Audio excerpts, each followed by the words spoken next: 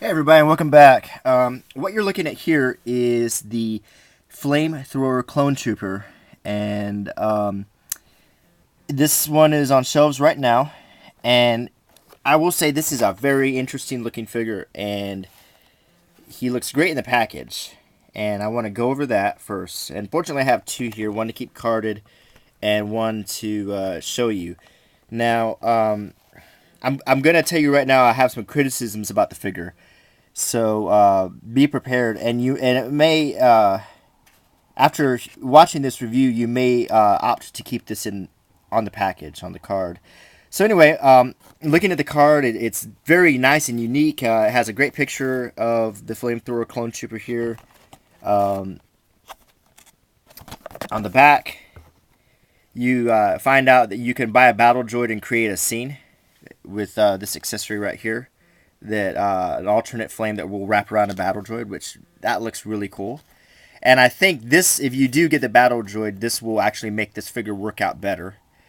It has a brief biography right here and a good action scene from Clone Wars, and of course the other figures in line and so forth. So that goes over packaging. Now let's look at the figure itself, and I have it displayed here with everything you get. You get two flames.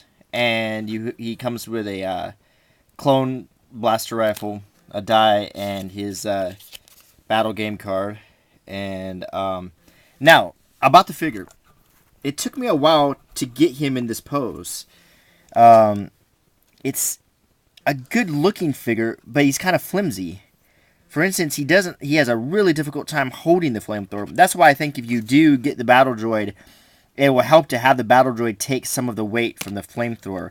And one of the reasons for that is, for one thing, once you have the flame on the end of the flamethrower, begin to let go, it actually creates a lot of weight. And for some reason, Hasbro gave him incredibly flimsy, tiny fingers. They barely grip, so it's really hard. In fact, the weight of the flamethrower actually pulls his hand right out of the socket. So that's a huge criticism. So it actually took me a long time to even get him in that pose, and slowly the flamethrower, the way the flamethrower will actually pull off. So it's a difficult figure to pose if you're into posing your figures for display. Other than that, it's a good figure. I think with his blaster, he's perfect. I just don't think they thought about the weight. Another problem is the handle on the flamethrower easily comes off. When you're trying to get him to hold it, it will pop right off. It's just held on by these two pegs right here. So that's another thing to consider.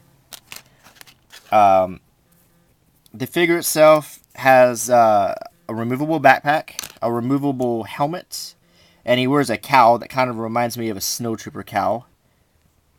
Put that back on. He has removable shoulder pads. He has the standard articulation. His neck articulation is a sliding sort of swivel joint. It's not a ball joint. He has a cloth skirt that has some detailing on it. And, of course, swivel hips. No articulation in the ankles, but he has the other typical articulation you find. Very, very flimsy hands. I mean, look how easily that pops out. I don't know if all of them are going to be like that. I can't tell by looking at this carded one, but I can tell you that it's not. It comes apart very easily.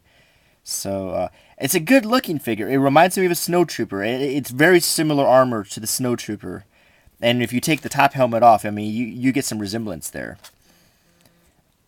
But I'm let down by the.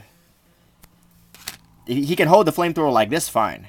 But once you put the flame in, if you want to display him like that, you're going to have a hard time. It may be worth it just to get the other battle droid so you can create this scene and have the battle droid help support the flamethrower. So anyway, that's an honest review of this figure. I think it's a great one to keep carded. It's nice looking, it's unique, but they didn't exactly do a good job creating the accessories. So, us figure collectors have gone through all kinds of, you know, we can tolerate a lot of things, of course. You know, the Boba Fett with a backpack that doesn't stay on and so forth. So it doesn't. I don't think it means don't buy the figure. I think that you should buy it if you like Clone Wars and you like collecting, but you might consider keeping it carded. And on that note, it is. I'm not gonna say rare, but this is not one you see every day. So anyway, I hope this review was helpful. Until next time, bye.